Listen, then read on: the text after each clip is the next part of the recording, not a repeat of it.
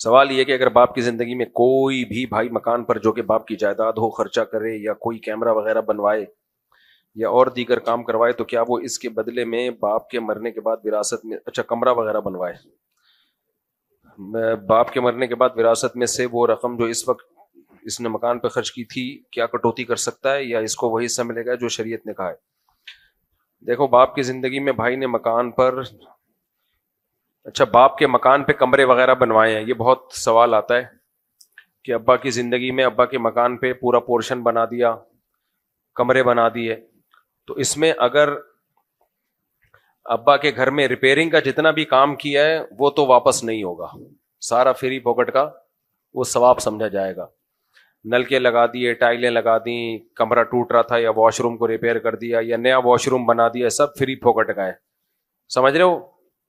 مرنے کے بعد وراثت اتنی ملے گی جتنی دوسرے بھائیوں کو ملے گی۔ البتہ اگر کسی نے پورا اپنے پیسوں سے اوپر پورشن بنا دیا، ایک بھائی نے پورا الگ سے پورشن بنا دیا، سارا اپنا پیسہ خرچ کیا اس میں، پورا پورشن گھر بنا دیا اوپر، پھر یہ گھر کا مالک ہے، یہ نیچے والا بیٹا، یعنی نیچے والا بیٹا نہیں، وہ بیٹا جس نے یہ پورا پورشن بنایا ہے وہ اس اوپر والے پورشن کا مالک ہے۔ لیکن اب مالک ہو کے ہوگا کیا؟ کیونکہ چھت کس کی ہے؟ ابا کی۔ تو یوں کہا جائے گا کہ اس لڑکے نے، اس بیٹے نے ابا سے چھت عاریتن استعمال کے لیے لی ہوئی ہے، اور ابا کی چھت پہ مکان بنایا ہے۔ کسی کی بھی چھت عاریتن استعمال کے لیے لی جا سکتی ہے نا، اس پہ آپ چارپائی ڈال کے بیٹھ جاؤ یا پورا گھر کھڑا کر کے بنا کے کھڑا کر لو اس پہ۔ تو عاریت کہتے ہیں استعمال کے لیے کسی کی چیز لے لینا، جیسے لوگ ایک دوسرے کی بائک لے جاتے ہیں کہ یار مجھے ذرا بائک دے دے، میں دہی لینے جا رہا ہوں، یار ذرا جو ہے ایک دن کے لیے اپنا کمرہ دے دے رہنے کے لیے، فری میں جو چیز دی جاتی ہے نا، فری میں، کوئی رینٹ کے بغیر، تو جب چاہو واپس لے لو، آپ کو یہ اختیار ہوتا ہے، جب چاہو وہ واپس لے لو، حتیٰ کہ اگر اس میں کوئی ایگریمنٹ ہو تو وہ بھی شرعاً کالعدم ہے۔ مثال کے طور پر آپ نے کسی سے بائک لی کہ یار مجھے 1 مہینے کے لیے اپنی بائک دے دے عاریتن، عاریتن کا مطلب کوئی کرایہ نہیں ہے، بس وہی استعمال کے لیے، تو اس نے کہا ٹھیک ہے 1 مہینے کے لیے لے جاؤ، لیکن اسے اگلے دن خیال آیا کہ یار واپس دے دے، تو اس کو حق ہے واپس لے لے، کیونکہ کوئی معاہدہ تھوڑی ہے، یہ تو ایک تبرع ہے، تبرع کا مطلب ہوتا ہے کہ احسان ہے۔ تو اب باپ کا گھر تھا نیچے کا، ایک بیٹے نے اوپر گھر بنا لیا، تو یوں کہا جائے گا شرعی طور پر کہ بیٹے نے باپ کی چھت کو بطور عاریت کے استعمال کیا ہے، اور میں نے بتایا جو چیز بطور عاریت کے استعمال ہوتی ہے، تو جس کی چیز استعمال ہو رہی ہے اس کو ہر وقت شریعت نے یہ رائٹ دیا ہے کہ وہ اس کو بولے کہ یہ خالی کرو۔ تو آپ کسی کے گھر کے اوپر بھی اپنے پیسوں سے پورشن بناتے ہو تو گھر کے مالک کو یہ رائٹ ہر وقت ہوتا ہے کہ وہ آپ کو بولے ہٹا بھی اپنا پورشن، یہ ہر وقت اس کو یہ حق حاصل ہے۔ اس لیے جب پورشن بنایا کرو تو یہ سوچ سمجھ کے بنایا کرو کہ یہ نیچے والا جس کا گھر ہے اس کو یہ رائٹ ہے کہ وہ اوپر والے کو بولے کہ یہ خالی کر دو، یہ ہٹا بھی اپنا سارا ملبہ ہٹاؤ، یہاں سے لے کے جاؤ اس کو۔ تو جو نیچے کا مالک ہے، بشرطے کہ ملکیت پہلے ہو اور گھر پھر آپ نے بعد میں بنایا ہو، تو اس کو یہ رائٹ حق حاصل ہے کیونکہ اس کی چھت استعمال ہو رہی ہے۔ اب باپ کا جب انتقال ہو گیا تو اب سارے شرکا اس کے مالک ہو گئے نیچے کے پورشن کے۔ تو اب اصل مسئلہ تو یہی ہے کہ نیچے کے شرکا بولیں، ان کو یہ شریعت نے حق دیا ہے، وہ بولیں کہ بھائی یا تو تم یہ خالی کرو، یہ ملبہ اٹھا کے لے جاؤ سارا توڑ تاڑ کے، ہمیں ہماری چھت خالی چاہیے۔ تو اصل مسئلہ تو یہی ہے، لیکن چونکہ اس میں اوپر والے کا نقصان بہت ہوتا ہے، بعض چیزیں قانونی تو ہوتی ہیں، شرعاً جائز بھی ہوتی ہیں، لیکن مشورہ نہیں دیا جاتا اس کا۔ تو اب ہم فتویٰ جب اس کا لکھتے ہیں تو یہ لکھتے ہیں کہ سب شرکا کو یہ حق حاصل ہے کہ وہ یہ بولے کہ بھائی سے کہ تم یہ گھر تم خالی کرو، ہم یہ وراثت میں تقسیم نہیں کریں گے، ملبہ توڑ کے لے جاؤ، یا ملبے کی قیمت ہم سے لے لو اور یہ پورشن اب ہمارا ہو گیا۔ گھر کی قیمت نہیں بلکہ کس کی قیمت؟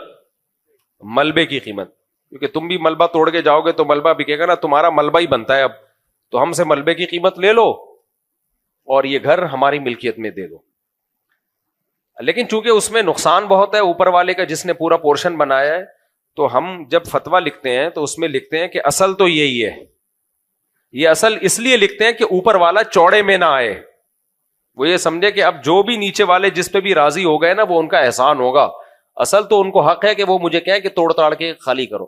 تو اب دوسرا رائے یہ لکھی جاتی ہے مشورے کے طور پر, وہ یہ لکھا جاتا ہے کہ جس نے اوپر والے پورشن میں پیسہ لگایا تو اب اس کو ہم اگر آپ توڑنے کا حکم دیں گے تو اس بھائی کا نقصان بہت ہے.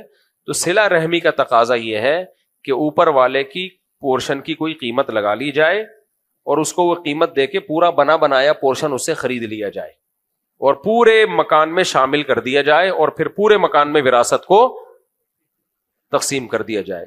یا اس کے علاوہ کوئی اس سے ملتا جلتا کوئی بھی حل ہو تو وہ ہم 4-5 ان کو جو وارثین ہیں ان کو ممکنہ صورتیں لکھ کے بھیج دیتے ہیں کہ بہتر ہے اس پر. ان میں نہ نیچے والوں کا نقصان ہوتا ہے نہ اوپر والے کا نقصان ہوتا ہے.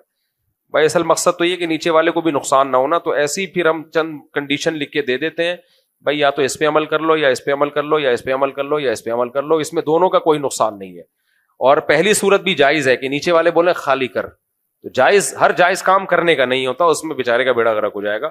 لیکن یہ لکھا اس لیے جاتا ہے کہ اس کو پتا چل جائے کہ اصل تو یہی ہے, لہذا اب وہ سلو پہ آسانی سے آمادہ ہو جائے گا کہ میرا گھر اگر بچ رہا ہے اور مجھے اس کی قیمت مل رہی ہے تو چپ چاپ کر کے لے لو, ورنہ وہ بڑی بڑی قیمتیں لگا رہا ہوتا ہے. میرے تو 6 کروڑ لگ گئے, میں تو 7 کروڑ سے کم نہیں لوں گا.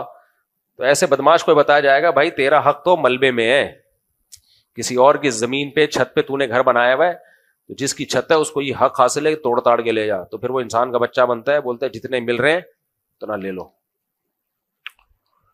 یہ ہو گیا میرے بوئی. اس لیے اوپر والے پورشن میں گھر بنانے سے پہلے نا کسی مفتی سے مشورہ لے لیا کرو.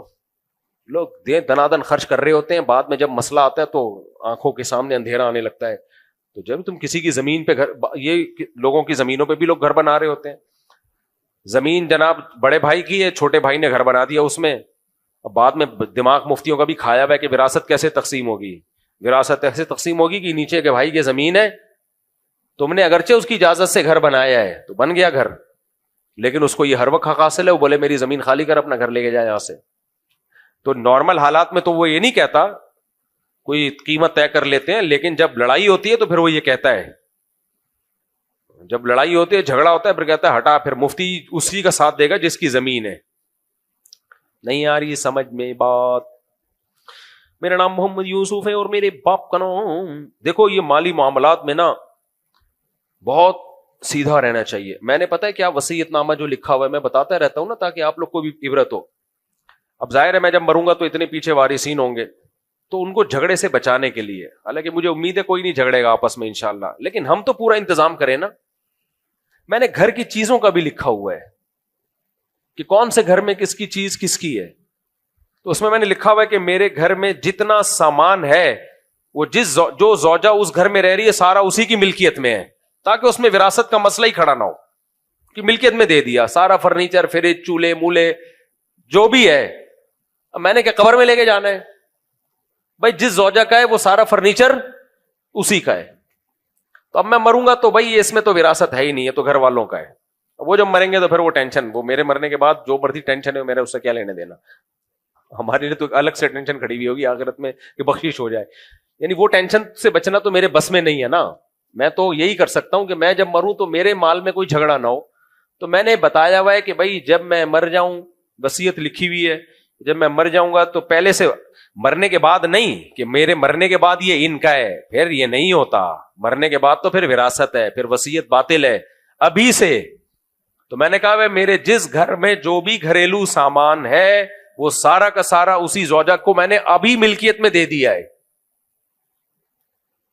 جو زوجہ جس گھر میں رہتی ہے وہ سارا سامان اس کو ابھی. یہ وصیت جائز نہیں ہے کہ میرے مرنے کے بعد وہ اسی زوجہ کا ہے, کیونکہ زوجہ تو وراثت میں حقدار ہوتی ہے, اور جو وراثت جس کو ملتی ہے اس کے لیے وصیت شرعن باطل ہوتی ہے. اس کے لیے آپ 1 روپے کی بھی وصیت نہیں کر سکتے کہ یہ اس کو دے دیا جائے. تو میں نے وصیت کی ہوئی ہے بھائی میں مر گیا تو پہلے سے میں بتا دوں یہ ساری چیزیں میری ملکیت سے خارج ہیں. جتنی گھر میں چیزیں ہیں وہ سب گھر والوں کی ہے, سوائے اس کے کہ کوئی پیسے ویسے لاکر میں رکھے ہوئے ہوں یا کہ الماری میں, ایسا نہ وہ سب اٹھا کے ابھی صحیح لے لے. وہ پتہ چلا میں گھر میں گیا, شلوار کی جیب میں ہاتھ ڈالا, پیسے ہی نہیں ہے. گھر والوں نے کہا, آپ نے کہا تھا جو کچھ گھر میں ہے وہ سب تو میری شلوار کی جیب سے جو پیسے یا قمیض کی جیب سے جو, شلوار میں تو جیب نہیں ہے, قمیض کی جیب سے جو پیسے نکلے وہ کس کے ہیں؟ وہ میرے ہیں. تو یہ اپنے لیے بھی آسانی رکھو, گھر والوں کے لیے بھی آسانی رکھو بھائی. تو یہ سب چیزیں پہلے سے لکھ کے رکھنی چاہیے, ورنہ اتنی کنفیوژن ہوتی ہے. زیور بھی جو بھی کسی کے پاس ایسا بنی کا ہے بھائی. ہاں سر میرے ذاتی کپڑے کس کے ہیں؟ وہ میرے ہیں, تاکہ میں عزت سے پہن تو سکوں نا. لوگ بولیں گے بیوی کی پاجامہ پہن کے گھوم رہا ہے, بیوی کی قمیض پہن کے گھوم رہا ہے, وہ پھر کیا عزت, ٹوپی جہیز کی ہے, ایسا نہیں ہے. یہ سب جو ذاتی چیزیں ہیں وہ میری ہیں. حتیٰ کہ ابھی کیا بتاؤں, زیادہ نہیں فری ہو مجھ سے.